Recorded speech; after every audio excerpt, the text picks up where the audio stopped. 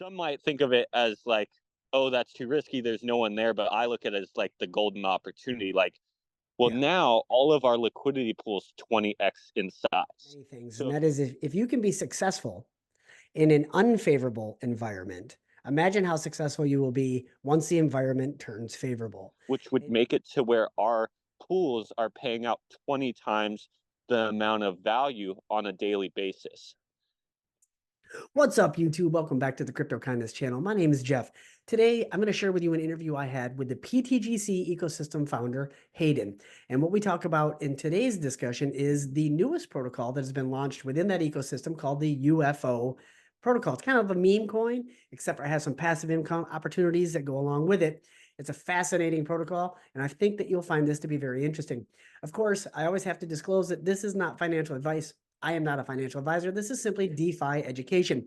If you do decide to invest your own funds in this type or any other type of cryptocurrency project, please understand this is all gambling. It's a glorified casino, and never invest with money you cannot afford to lose. It's all for fun. And again, nothing about this video is financial advice. With that being said, let's go ahead and roll into that interview. All right, and with me this morning, we have the founder of the pTGC ecosystem. We're excited to talk about the newest token that has been released, UFO, and proud to have this gentleman back on my channel. Hayden, welcome back to the Crypto Kindness channel. How are you today? Thank you for having me up, Crypto Kindness. I really appreciate it. I feel like we've had a lot of, or at least a couple good interviews in the past. So I'm excited to be back up. I think this is going to be fire. I am super excited about UFO. I learned about this one late last week. It launched, had a unique launch. Of course, that's going to be some of the conversation today. But before I really get in with the questions, tell me about UFO. That's a question, by the Yes. way. Yeah. So UFO has been a project that me and my team have been working on for at least 3 months now. I've been working on the idea probably a month to 2 months even before that, just kind of brainstorming and kind of trying to figure out like what can I bring to the pTGC ecosystem to make it even stronger, to make the web stronger. And ultimately that's what UFO is it's an addition to the pTGC ecosystem. It makes the web even stronger. It adds to the pTGC ecosystem. It adds to the buy and burn of pTGC. And I'm really excited with the product that came out. And I think once people start to actually see what the product is, not only the pTGC community is going to want to use it, but I think it's going to be a great tool for everyone in the PulseChain ecosystem moving forward. Based on my knowledge of pTGC, of course, but also UFO at this point, I couldn't agree more. The one question I have is you already have a pretty good web of amplifier tokens and liquidity moving across the ecosystem, I'll say. So why UFO? Why did you want to add one more I guess project to that web? And was there something unique about the design, maybe an aha moment after observing from other protocols that you've designed that you were like, okay, this is really going to do it? What is it about UFO that's unique, and why did you decide to add this one to the ecosystem? Yeah. So what I found with pTGC was the thing that I believe that made it the most successful was the LP web structure and the taxation that we're doing when the RBots move money between the LP web and bringing that value back to pTGC. So when I noticed that uh, that was the most like iconic and the best piece of pTGC, I wanted to see if there was a way to amplify that and create a protocol that amplified that, making it to where when people added to this web, they actually were earning their own passive income themselves. So if you support the system by making the web bigger, you're now also supporting yourself by now pretty much mining yourself more PLS in your wallet. So if you add to the web, you're now earning yourself passive income. And actually, when you add to the web, that passive income that you're earning, you're actually earning with your own value, because when you make the web bigger, the RBots have to now move more money. And we all know the more money the RBots move, the more money that we can pay out in rewards, the more buy and burns that are happening, the more reflections that are happening. So it's like with standard farms, as more people come in, the percentage of yield that gets paid out actually goes down and down and down and down. But with this LP web structure farm idea, as more people come in and add to the farm, they're actually earning their own rewards, because when they put in their piece to the web, it's increasing the volume of the web, and the more volume of the web, the more rewards of the web. So even if more users just keep adding and adding and adding, more rewards will continue to get paid out, instead of the percentage of rewards that get paid out having to get spread out amongst more people. Even though they are spread out amongst more people, there will be more rewards because the web is growing. Gotcha. So when you are saying participating with UFO, participation means actually creating a liquidity pairing. Um, can you give me like a 1 minute breakdown on like the elevator pitch of UFO? You mentioned passive income. You said participating, which I know to be liquidity providing, but a lot of people don't know how to provide liquidity. So I could see that being like oh, I don't know how to do this. Now, I'll say from my experience, this is the easiest I have ever been able to provide liquidity. What you guys have built is flipping awesome. But there is also the to the person that doesn't know what they're doing, there's that risk feel to it. So a couple of things that I know to be true, and if I am wrong on this, please correct me. But when providing liquidity for UFO, the liquidity is housed on PulseX. Is that correct? Correct. And is it V1 or V2 on PulseX? It's V2 if you use our DApp. Okay, if you use your DApp, and that's the one thing that is very important to this. So I'm going to go ahead and show the DApp screen, and I'll have you talk through that. So let me go ahead and do that right now. There we go, perfect.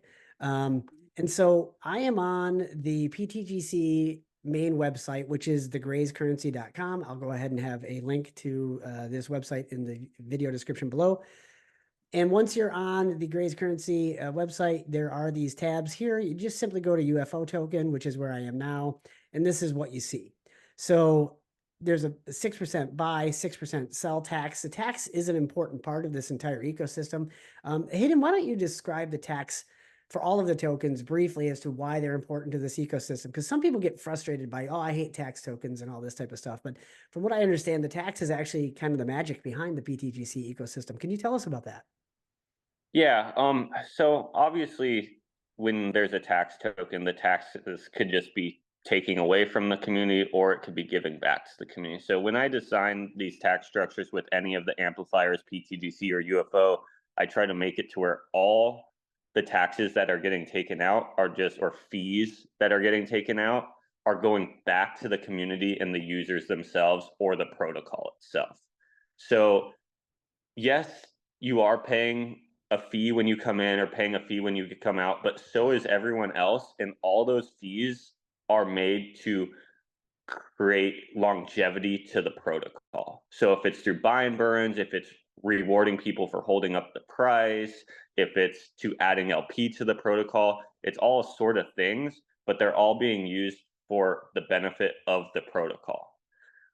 This isn't only important for the users coming in and out, but the main reason it's important is when you create a liquidity web structure, the ARB bots are going to then go and ARB all the LP pools against each other. And when you have the ARB bots ARBing them against each other, you are now making it so they have to pay the fee as well. So they're now looking for a profitable opportunity. But when they're looking for a profitable opportunity, no matter how much that profitable opportunity is, they have to pay the 5% fee. So they might do a $5,000 transaction to make $1, but on that $5,000 transaction, they're going to have to pay the 5% on that. And that 5% is going back to the users and the protocol every time.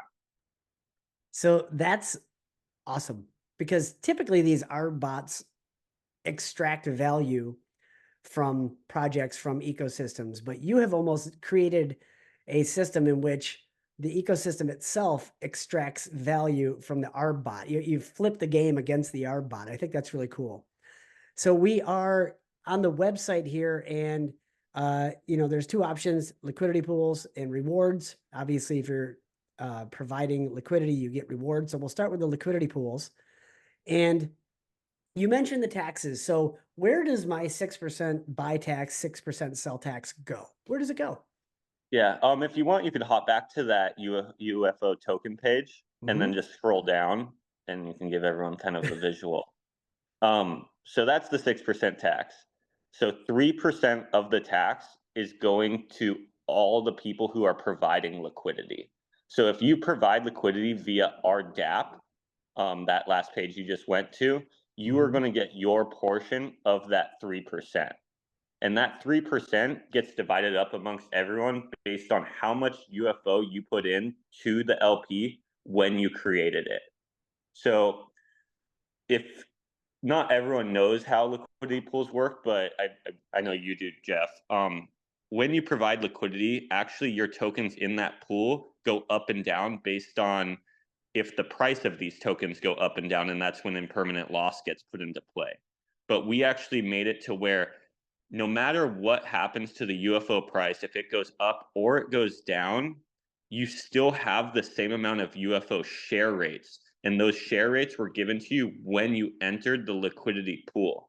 So even if UFO goes on let's say a 10x run, and you have less UFO in your liquidity pool, you locked in that share rate, let's say 2 months ago. So you're still earning the rewards on the UFO you put into the protocol. The cool thing about this is if UFO, let's say, went down, let's say you sadly bought a top, because we all know there's tops and there's bottoms and crypto fluctuates. Yep. Let's say you bought a top, you provided liquidity, and then UFO went down and you actually have a lot more UFO in your wallet now. You can actually close your LP pool and just reopen it at a new UFO share rate. And now you have more UFO shares than you had before from your initial investment. And so now you're earning more pulse just by closing it and reopening it at a better rate. So even though you necessarily maybe didn't buy at the best point, you're able to lock in the best share rate possible. That's a pretty cool, it's a unique thing to this system. So you can win if the price goes up, and you can still win if the price goes down, because when 100%. the price goes down, you can actually use that as an opportunity to increase your share of the pool. That's pretty sweet. It's an infinite passive money glitch. I love it. So yeah, so talk to me about impermanent loss, because one of the things that I thought was incredibly interesting about this is I tend to not do a lot of liquidity providing myself just because I'm too busy to be paying attention. But with this particular protocol, if, like you said, if UFO does a 10x and just goes on a tear, I'm going to experience impermanent loss. I'm going to lose my UFO. I will gain PLS, but my payout doesn't change because of the share rate. It's almost like a staking, but not staking at the same time. Where did you come up with this idea to do this? I mean, it's really unique. Yeah. So there's a couple reasons why. So one, when you're utilizing PLP tokens to give rewards, it's a different animal because you are actually utilizing the code that RH created, the PLP tokens, and you have to find a way to give rewards based on PLP tokens. Where with pTGC, we were the creators of all that code. So we got to specifically design the code to work in a way that we want it to work. But when you start using code made by other people like RH and his team, we have to find a way to work with the code they created and pay out rewards that way. So then this is one of the main reasons why we locked in the share rate idea. There's also some other ideas that we kind of liked about it. So like, for one, when you create PLP tokens, if you create PLP tokens with any pair, it gives you a different amount of PLP tokens for each pair. And it's not based on dollar value. It's just based on those pairs in particular. So like when you make a PLP token with hex, you get a very little amount of PLP tokens for the same amount of value compared to if you created a PLP pairing with Pulse. So you can't just pay out people based on how many PLP tokens they have, because they all have different values, just like tokens have different values. So you can't compare like the amount of hex you have to the amount of pulse chain you have, because they all have completely different values. It's not as simple as 1 equals 1. So the only constant that we actually have in the UFO protocol is the UFO token itself. So that's why we use that constant when you enter the liquidity pools, and that's when you lock in the share rate. Another reason why we kept it to where it stays is because when you have impermanent loss happening, you're actually losing your UFO. Well, we didn't want you to also lose the amount of shares you have in the pool, because you should be rewarded for adding liquidity early into a protocol.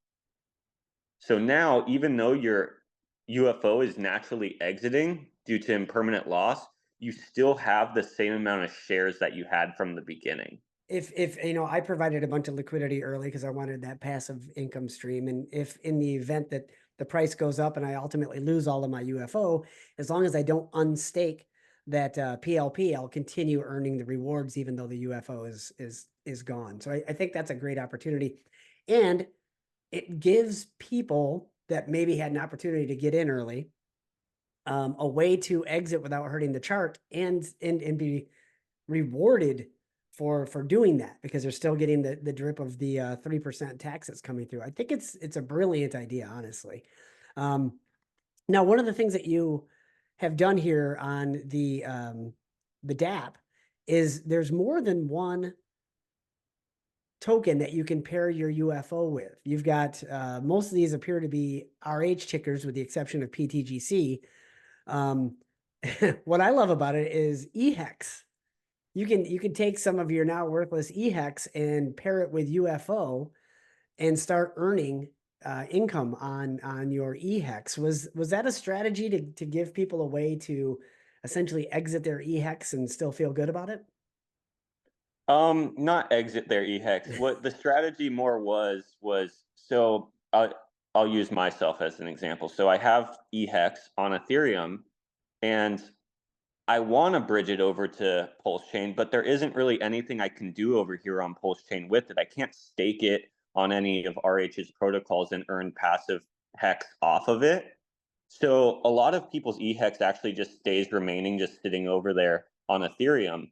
But what people don't know is if we actually bridge a lot of our eHex onto PulseChain, we're actually bringing up the value of PulseChain, because the more value we bring to PulseChain, the more valuable we make PulseChain as a whole blockchain whatsoever. So what I'm trying to do is I'm now creating a way for anyone who has eHex, you can bring that volume to PulseChain, which actually benefits PulseChain as a whole.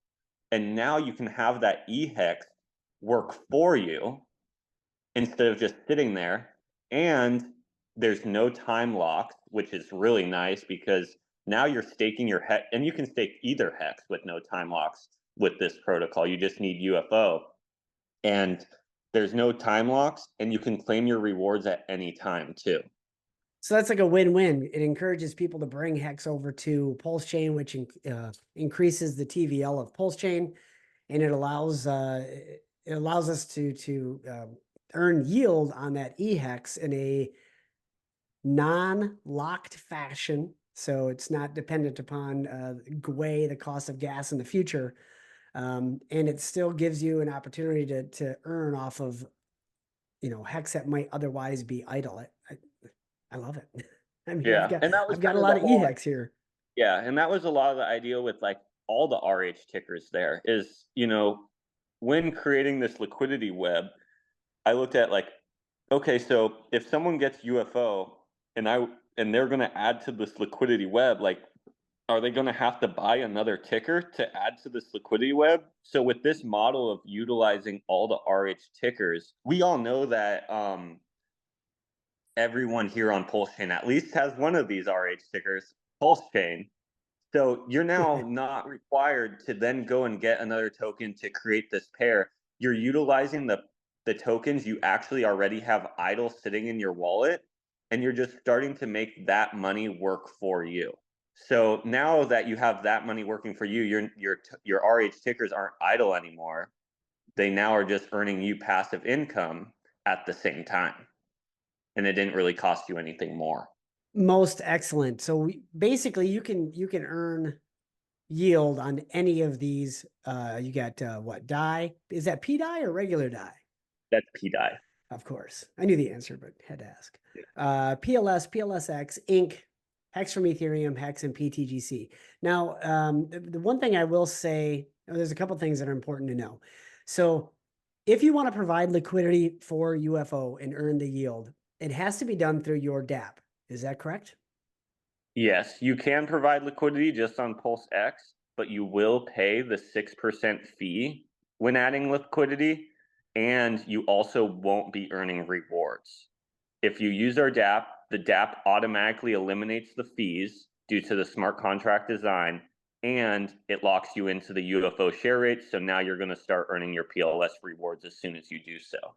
Okay, so that's important to know because I do know people that have just gone straight to PulseX and provided liquidity for UFO and then be like, well, how do I get my rewards? It has to be done through your DApp. With all of the pTGC ecosystem tokens, there is the 6.6 tax for UFO, or on pTGC, it's 5.5.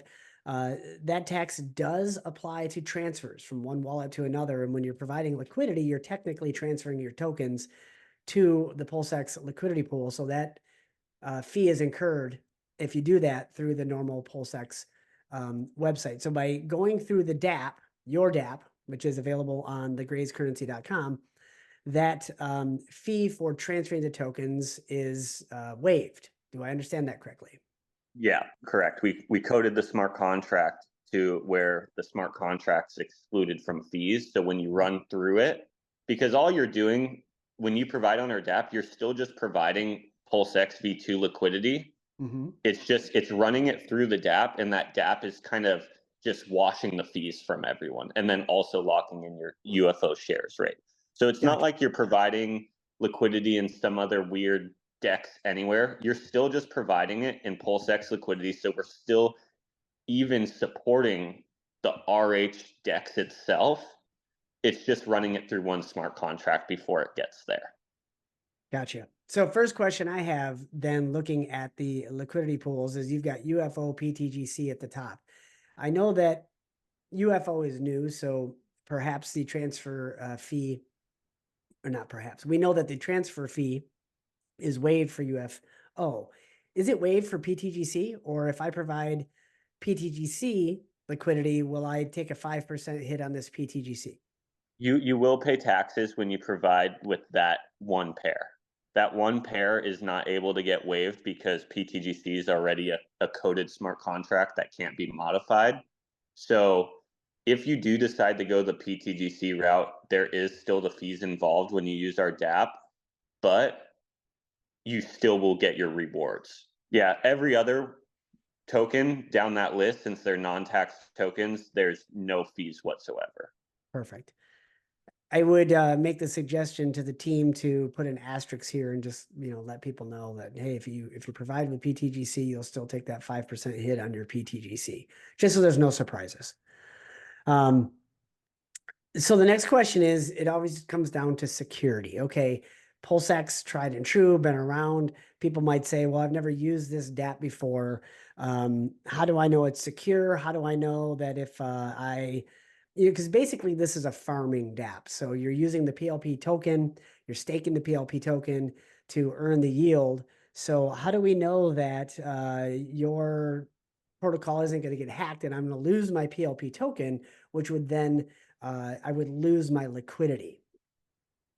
Yeah, so like you said, it's just a farming DApp. The definition of really farming is just providing liquidity and earning additional rewards. So here, when you provide liquidity, the additional rewards you're earning is PLS.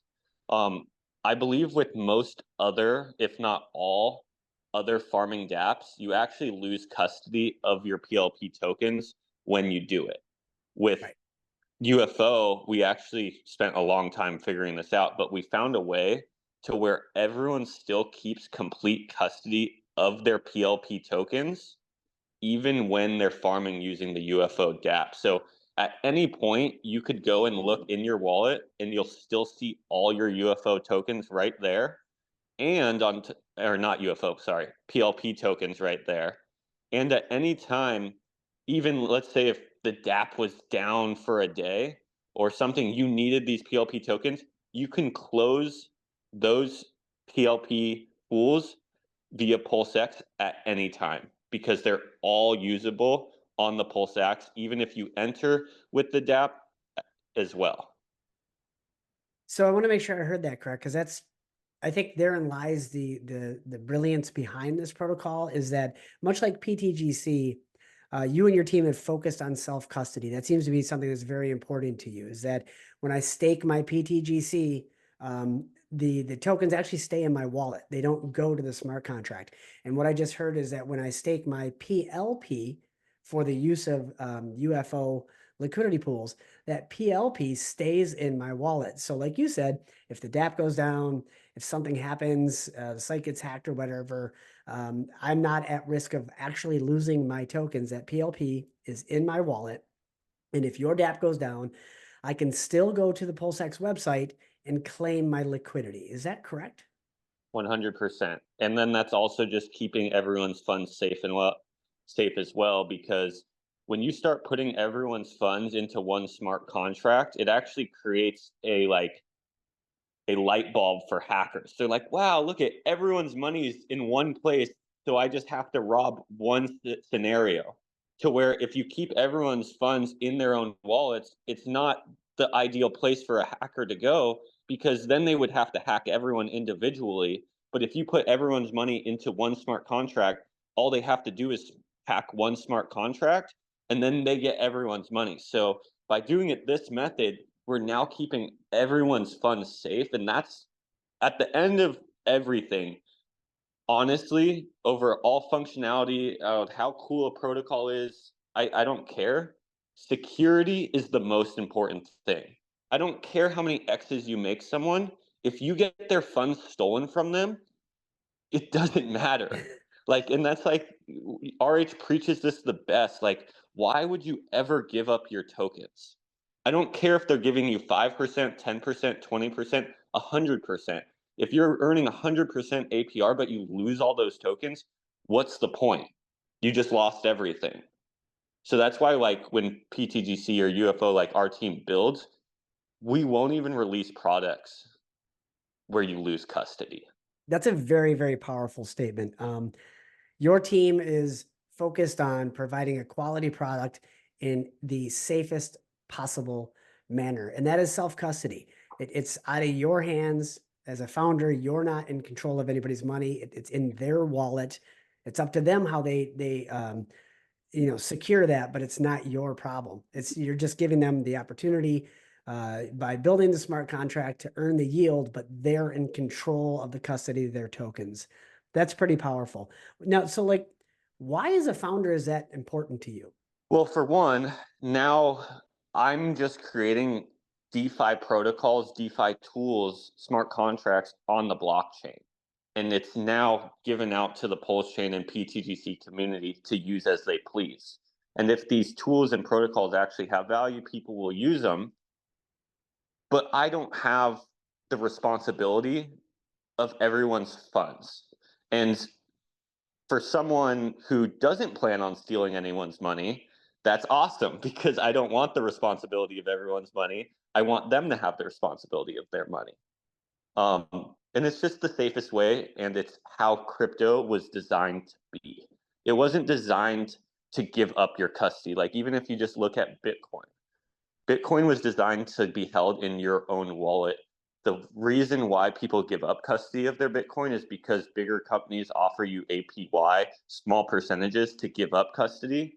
And that's exactly what RH warns us about on an everyday basis, picking up pennies in front of a freight train. So, like, me, I'm like an RH maximalist. I've studied the guy, I've watched every video, I take everything he says and I try to build off of the things that he preaches, because everything he's preaching is to protect his users. So if I'm going to build on the blockchain that he created for us, it's only right for me to also build projects that also are built behind the same morals and ethics that he's building his projects on. Or it doesn't even make any sense for us to use his awesome PulseChain DeFi blockchain, but then you just go and give up custody once you're here. It's like just completely pointless. It is true, but still, a lot of people still do it. I've found myself making that mistake before, and I often correct afterwards. Oh, crap, that's not what you're supposed to do. Speaking of security, uh, are these protocols audited? Do they need to be audited? Yeah, so both pTGC and UFO have been audited by Solid Proof, which is a pretty reputable company, Okay. and yeah, they both pass with good flying colors too. Now, what audited, that seems to be a buzzword these, oh, this was audited, this was audited. A lot of people seem to confuse something being audited with like it's guaranteed to have value and go up in price. Audited, from what I understand, is just we did our best to make sure there weren't any bugs in the code that are going to put ourselves or our users at risk, but it doesn't necessarily speak at all to whether the protocol is going to do well or not. Am I correct on that, or do you have a different view? I agree with that statement. Yeah. So obviously, like when we build the protocols, and my team builds these protocols, like we're trying to build them where there's no bugs or anything, and there's no back ends, and there's no issues, and no situations that can come into play that screw over users. And all you're doing is you're now hiring a third party company to go through this code and also check it for the same things that you've already checked it for. Perfect. Thank you for clarifying that. And speaking of security, I always get the question, why do you sometimes do interviews with people that don't show their face? So I'm just gonna ask, what is it why do you want to stay anonymous in terms of not showing your face in public? Um, I would say there's two big reasons. One, in crypto, there's a lot of people that I would say don't have good intentions, and I think it's best for my sake and my family's sake to sometimes stay anonymous. Obviously, with people that I've actually created real relationships that I know don't mean harm to my family or me, then I don't mind talking with them face to face and stuff like that. But there are people out there who don't have good intentions for my family or me, and I just don't feel the need to them to know exactly who I am and where I live, etc. I also, at this point, think it's kind of funny because so many people have asked me to show my face and to come live on stream that now it's just kind of like, well, now that so many people have begged for it, I kind of just have to not show my face because it's kind of fun now. Yeah, that makes sense. And I mean, I see it both ways. Like I understand that people want to see a face behind a name. It helps them feel a little bit more secure. But we've also seen more than enough faces uh, in crypto that have still been complete and outright scams. Um, Big ones too. I mean, SBF, Alex Mashinsky. There's a bunch of them out there. So just seeing somebody's face doesn't make it a more secure platform. And in other regards, it's like don't take too much don't put too much stock in somebody showing their face, because what really matters is the code is what's important, and you and your team have Yeah, done that's kind a of what I was going to say. Really, at the end of the day, I like it doesn't matter that I helped create this stuff or anything like that. What really matters is the code that I put on the blockchain. Like I'm actually irrelevant to the situation. Like, yeah, I come on streams and like I try to educate people on the protocols I've built, because why would I waste my time even building this stuff if no one's going to use it and no one even is educated on them? But really, I'm just this irrelevant figure, and what really matters is the code on the blockchain. And I will share, for anybody that seems to be concerned about this still, I did have a very nice face-to-face chat with Hayden before we got started here. And he's doing everybody a favor because he's wickedly handsome and you just don't want to have that type of competition in your life. So thank you for being anonymous. I appreciate that. Let's talk about burned liquidity, because one thing that's different about UFO is that the liquidity is not burned. Whereas with pTGC and a few of the other amplifiers, it is burned. So by not having burned liquidity with UFO, and I don't believe it's locked, there's no time locks involved with it. Um, in the crypto world, there seems to be kind of a correlation between burned or locked liquidity and a lower rug pull risk. Why is the liquidity in The liquidity for UFO is completely dependent on the users providing liquidity. So how we keep people providing liquidity with UFO is obviously we're rewarding them to do so via the code and the smart contract. So anyone can then get their UFO and provide liquidity and add liquidity to the system. As of, I think we could probably look today, this system is actually working really, really well, considering the fact that we're like already at $1.5 million of liquidity and we're at just day 4 of the protocol being out. Even if any of these users decide to take this liquidity, it doesn't really matter too much because the rewards are still there. And then that just gives more incentive for a new person to come in and get their portion of those rewards, because the rewards are going to get paid out if there's 10 people or if there's 100 people. Gotcha. So And then if by you even look at the liquidity, it's not with like any small tokens. They're all with legitimate projects that have real value.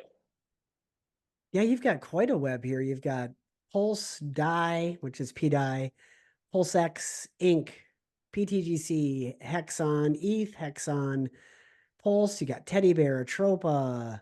Well, you got SFD, Plane. Well, you got a lot of stuff here. Alien. Holy smokes. And your biggest pools Yeah, and that's all we're doing. wow, you got a big die pool, you got a big PulseX pool, 450K, 355K. It's suspiciously like 900K right there. Uh, another 100K here, so it's a million, 1.1, 1.2, 1.3, 1.4. Dang, you guys are pushing 1.5, $1.6 million of liquidity between the top 6 pools here. And the majority of that is spread out amongst the users. It's not one central person. It's not the founder. It's not the team. It's little pools spread out over many people. So it's, as I understand it from what you just said and just my basic knowledge of this, is it's the individuals that hold the liquidity, not the founding team or like a foundation of some sort. So if I pulled my liquidity, it's not going to hurt anybody else because I'm just one of 1,000 people. Yeah. It's not a centralized liquidity pool. Yeah, well, it's not 1,000 people yet, but yeah, eventually we hope it's 1,000 people. And then, like, if you decide to pull your liquidity, you're just going to be increasing the PLS rewards for everyone else who is. Ah, So everyone's just getting benefited by if you're here or not. So if you want to pull your liquidity, you're just going to be paying us more PLS, crypto kindness. So you can if you want. I mean, that's a good thing. If there's whales in the liquidity pool and they pull their liquidity, then it distributes more of the rewards to the other players. Yeah. So I've been asked this question before, and I kind of want to know myself because the early chart, the chart looks good right now, but I think if we go back to like the 1 minute or the 3 minute on this, there was some crazy, like super high candle action at the very beginning of, yeah, right here. You can see this huge candle. And then the line basically goes flat relative to that huge candle. But if you back off, that candle disappears, and then you get kind of this regular chart that shows up if I do it right. What happened early on is one of my questions. Like, what happened early on with the UFO launch? Why was there this huge spike and then it came back down? And then then it started to look like a normal chart. There was some confusion early on, and I'm just wondering if you know what happened and like can help us understand that a little bit better. Yeah. So when we launched pTGC, it was earlier in the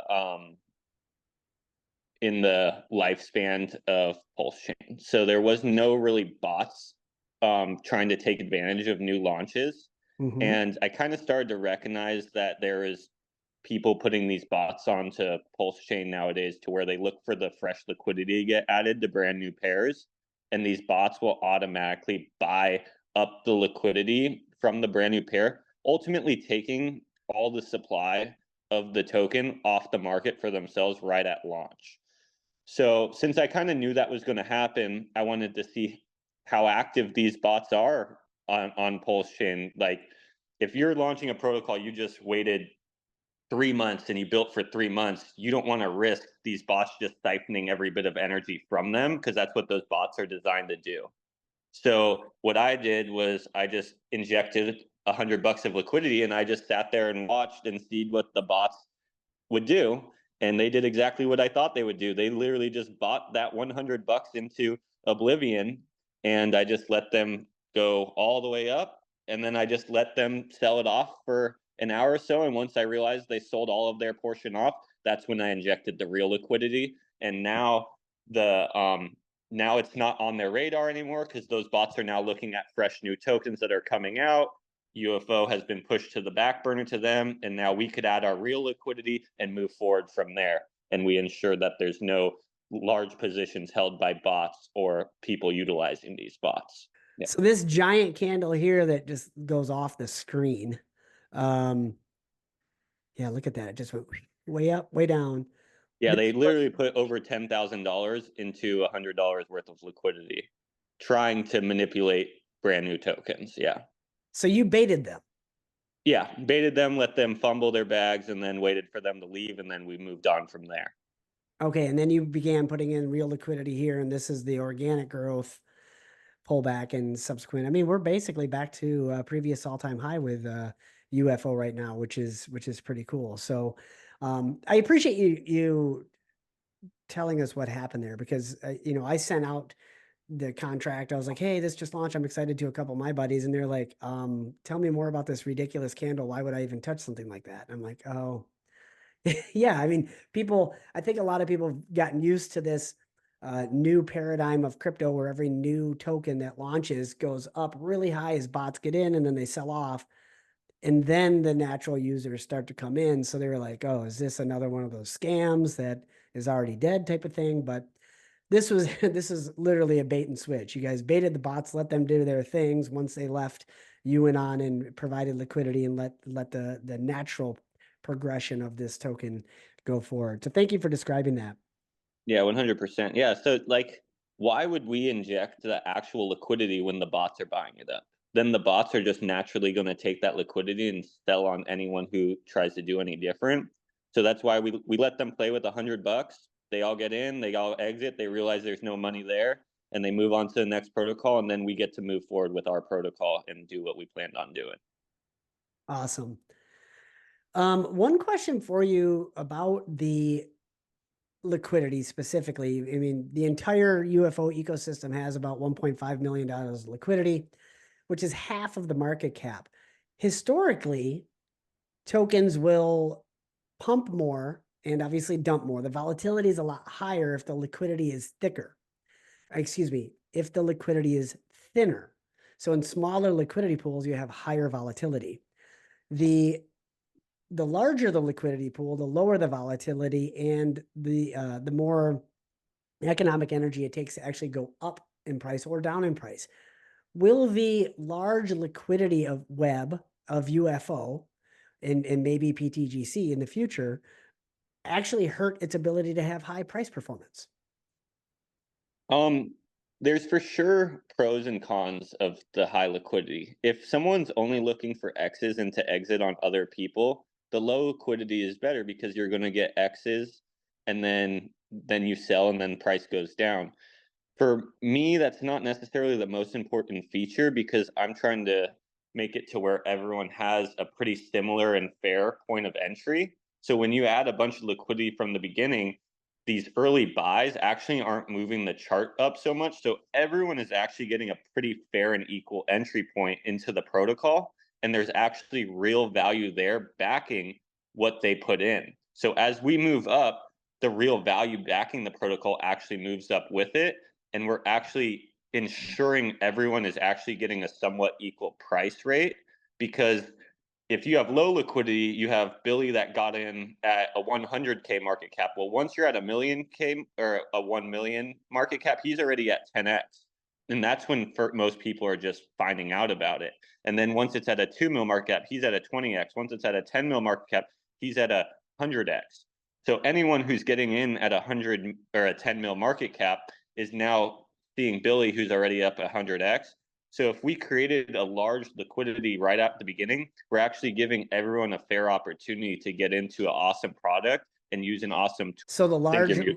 yeah, so the large liquidity pool early on was strategic to keep the entries more balanced for early buyers, as well as, because it's a great point you bring up.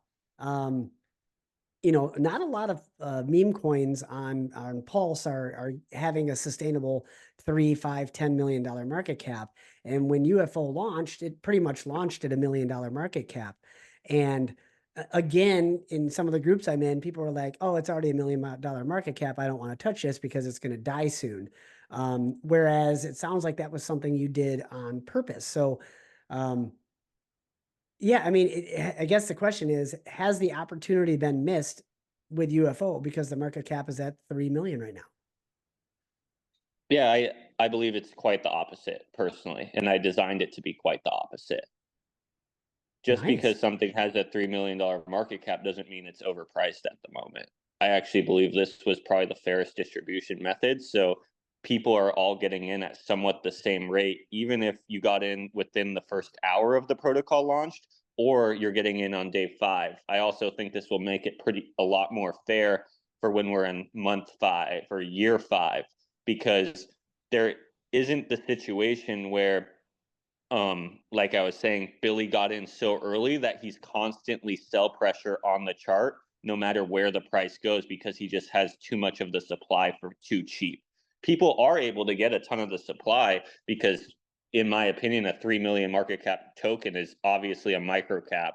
So, but the thing is, you do have to at least put in a decent amount of funds to get a decent amount of supply. You're not getting no 5% of the supply for $1,000, like what happens when you launch something with no liquidity.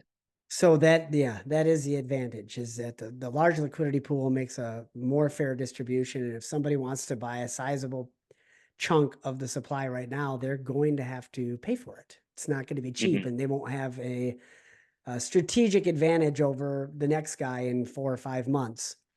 And it sounds like the sauce to UFO anyway is the passive income through LP. So Yeah, and the if size of liquidity web, like, the bigger liquidity we actually grow, the more rewards we're going to pay out, the more reflections we're going to pay out, the more buy and burns we are going to do to pTGC, and the more buy and burns we're going to do to UFO. So yes, there might be a little bit less X's involved, but most of the time those X's don't even fall in the hands of the most users anyways. They fall into a couple users who got in way too early. So in my opinion, it's better to maybe eliminate a few of those early X's and make distribution fair and keep liquidity high, so rewards are good, buy and burns are good, and buy and burns of pTGC are good, and reflections are good. Like, even if you look at where UFO right now is at with buy and burns, it's only been out for 4 days and it's almost bought and burnt 4% of the supply. that's pretty incredible. Keep Yeah, it going. Keep it going. And this is a fixed cap supply. There is no inflation. Is that correct? correct. Yep. What there is, or what there was, is what there was, and it'll only be going down from here, which is 1 trillion tokens. Seems like a lot. Why did you go with such a high number when some of the other tokens in the ecosystem are lower? pTGC being what, 300 billion versus 1 trillion? Yeah, the other amplifiers had roughly 1 trillion too, a little bit less. And it seemed to be a pretty good number that worked. I also like it because I feel like as we move up in price, which I believe we will, especially once PulseChain starts moving up with us instead of against us constantly. I'm excited for that. I think everyone is. But I believe we'll end up being close to numbers that are easy to understand. And RH also talks about this with his launch of Hex, is when you start hitting these 1000x and like you hit these numbers that are where most people know about the project, because at the honest truth, no one really knows about UFO yet, but we should be closer to numbers that people understand. like 1 penny, so that's kind of why we go with that metric is, we want to be, when everyone kind of understands UFO and is using the tool, we want to be close to numbers that they can mentally understand. Not too much, not too little. Excellent. Okay. Thank you for describing that. You said something there I want to touch on. Maybe not a favorable question, but it is a realistic question anyway. You said, when Pulse starts to go up in volume, volume and value. A lot of what has been built with the pTGC ecosystem is volume based, and what brings in volume is green candles. So value. PLS is still underwater from its sacrifice many years ago. Not that I'm counting, where it's been a long, exhausting time, but many years ago. Unfavorable question: what if PulseChain doesn't deliver? Why PulseChain versus, say, like something like Base, which has huge amounts of volume, users. It's very easy to get onto. PulseChain is still kind of out on its own little island. Was this a big risk of yours, or have you considered launching on Base, or are you just as happy as can be being here on PulseChain and you believe in the future? Does your ecosystem work if PulseChain is a dud? I think right now UFO and pTGC have been operating on PulseChain at what I believe is probably the lowest it will be no matter what. We are half the price of sacrifice rate. Volume is very, very low. Volatility is pretty low considering the rest of the market and its size. So when you have a volume and volatility based protocol and you're operating in a place that actually has low volume and volatility and the protocol is still heavily successful, that shows you how we operate in the worst environment possible. So once PulseChain actually does what I believe a lot of us believe it will, that's going to amplify all the metrics of pTGC and UFO and make us that much stronger. And at the end of the day, RH is someone that I was willing to bet on, and PulseChain was something I was willing to bet on for pTGC and UFO moving forward. Nice. So you're still confident that you built at the right place? Yeah, I think actually RH is giving builders this opportunity to build at the ground level of PulseChain, because we're not only getting to put large amounts of PLS into the liquidity pools for the users, but we're also going to be able to ride the run up of PulseChain as well because of Hart's Law. So anyone who's building good protocols, safe protocols, that is gaining communities, we're going to make our own runs, but then we also get to add the runs of PulseChain to our ecosystem because of Hart's Law and it tugging us up as well. So some might think of it as like, oh, that's too risky, there's no one there, but I look at it as like the golden opportunity. Like, we're building the booming restaurant in Dallas, Texas before it was down Texas. And now that everyone's moving to Dallas, Texas, we already got our storefront built and we're ready for business. You know what I mean? That's a really good observation. I love it. Yeah. Yeah. And you said something there that's very, I find to be very true in many things. And that is, if you can be successful in an unfavorable environment, imagine how successful you will be once the environment turns favorable. And I really love what you just said there about pTGC and UFO are doing well in the environment, which is currently PulseChain, which is down 50% from sacrifice. We still haven't seen that migration of people and money into the ecosystem, and you guys are still doing well. So like you said, imagine what it's going to do when the tide changes and the PLS ecosystem becomes very favorable. And I like the positive thinking about this is the best opportunity for us because you're building while PLS is low and you're able to fund your liquidity pools with more PLS because of its low price. And so that way, when the price does go up, if the price goes up, Hart's Law will drag everything up. So just being successful in an unfavorable environment right now, this entire ecosystem could really kill it when things get turned on. What is your I mean, as the founder, you can't really talk about price and this type of stuff. I understand that. But what's your vision for the next 18 months? Where do you think things in the PulseChain ecosystem could be, and maybe how would that affect the UFO PTGC ecosystem? Yeah, so one metric that I like to think about is so like with all our liquidity pools, there's obviously RH tickers and blue chips locked in to those liquidity pools. Right now, those liquidity pools have the volume they have, and a lot of that volume is based from the arbitrage spots trading the volatility and volume of those protocols. So the size of these pools are the size they are now at the bottom of PulseChain. So once PulseChain and the whole ecosystem starts to grow in size, and that's from the prices of these tokens not only going up, but new users coming in and adding to volume also. But if we are making most of our value off of these arbitrage bots, and let's say these liquidity pools go up, let's use a middle number that because I look at some people are like, oh, PulseChain will 10x, some people are like, oh, PulseChain will 50x, some are like PulseChain will 100x. Let's say PulseChain in the ecosystem 20x's from here. Well, Yeah. now all of our liquidity pools 20x in size. So if you look at any of our liquidity pools, let's look at the main WPLS one. It has like $500,000 in it right now. Yep. Well, with a 20x, that would be $10 million. So now our main liquidity 7 million, 2 million.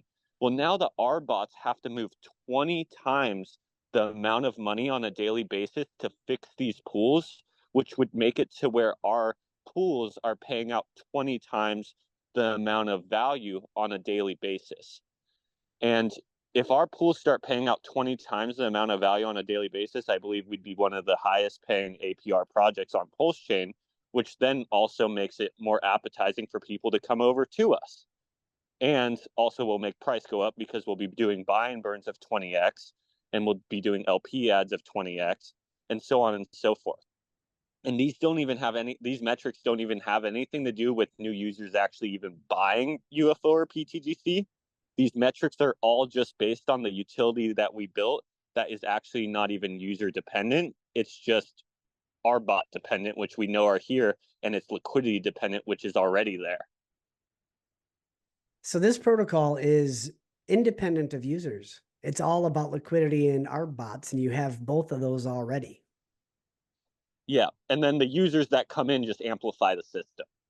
So if users see value in the tool and the machine that's built and the formula that's built, they just amplify the system more, and then they reap the benefits from amplifying the system as well. Because when they come in, they make the liquidity pools even bigger. And then with UFO, they especially make the liquidity pools bigger because they can even then add to the liquidity pools, making it so they're larger and larger and larger, making the machine run better and better and better, making it so more rewards are paid out. And when more rewards gets paid out, more buy and burns are happening because 1 or 2% of every transaction goes to buy and burns if it's PTGC or UFO, which then makes supply go down and price go up, which brings more green candles, which brings more eyes, which separates us from the pack of holes. That's awesome. Thank you for describing that. So last question. I know we're getting a little long here. I've got so much to talk about. It's such a cool protocol that you guys have put together here. Last question. There seems to be unique functions to both PTGC and UFO. But which one? Which one do you think does better? Which one are you more excited about? I'm just really excited about both of them. I think the PulseChain community will honestly figure out which one they like better. I think they're both just amazing tools.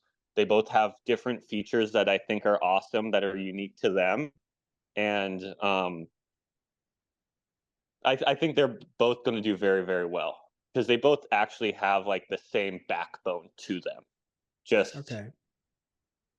you know, so yeah, I don't really know which one would do better, but I think they're both going to do great. Obviously, UFO is a fifth of the price right now than to PTGC, so I think that's maybe a possible good opportunity for anyone if you're just looking at that. But um, as far as longevity, I think they're both going to do very, very well, and they both benefit each other at the same time. So I think they're both going to do quite well. A very political answer. Well done. Um, I'm going to read something that you sent to me and just to end on a super positive note, a hopium note, of course, but I always like ending on something that is positive. You said to me that I think this product is going to be a banger for PulseChain. We all need um, a home run multiple cycle project, and I believe pTGC and UFO will melt faces. That's a pretty powerful statement. Um, the question is just why? Multiple cycle is something that stood out to me in that statement. And of course, home run that will melt faces.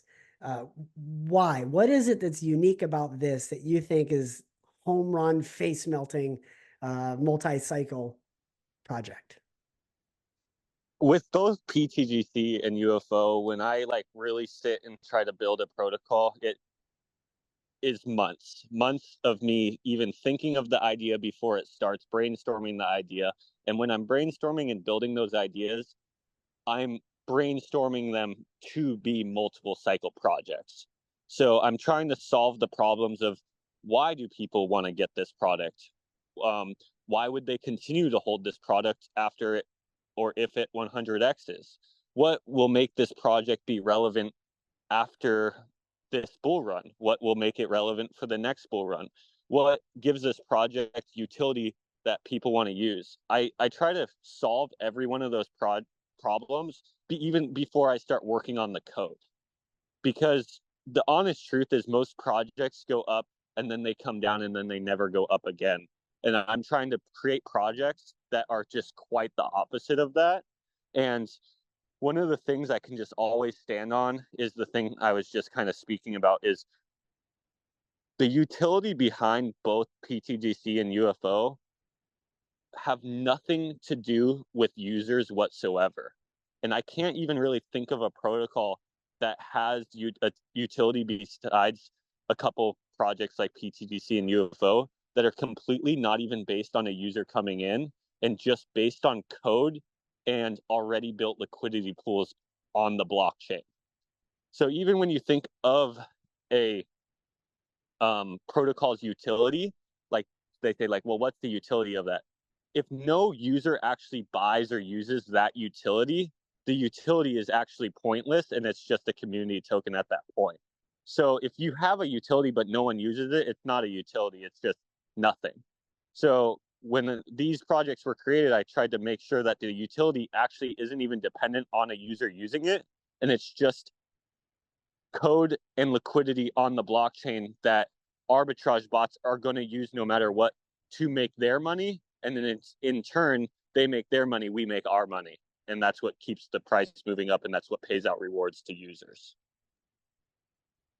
Awesome. Thank you for your time this morning. I've asked all my questions. Is there anything I missed? Is there any, Jeff, you forgot to ask this, and I think this is super important, or did we nail it today? I just want to give you that last opportunity in case I missed something. I think that's it.